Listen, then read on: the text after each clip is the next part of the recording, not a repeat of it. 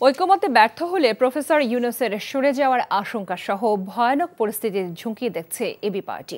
বিকেলে রাজধানী বিজয়নগরে দলের কেন্দ্রীয় কার্যালয়ে সংবাদ সম্মেলনে এবি পার্টির চেয়ারম্যান মুজিবুর রহমান মঞ্জু এমন আশঙ্কার কথা জানান।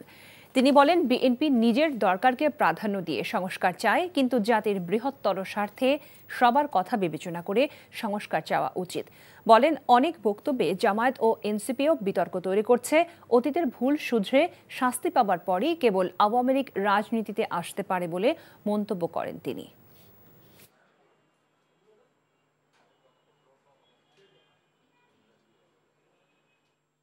আমরা আশঙ্কা করছি, যদি এই তর্ক বিতর্ক এবং ঐকমত্যে আমরা পৌঁছাতে না পারি, প্রধান উপদেষ্টা যিনি আছেন ডক্টর ইউনূস, এই দায়ভারটা ওনার উপরে যাবে যে উনি সবাইকে জাতিকে ঐকমত্য করতে পারলেন না।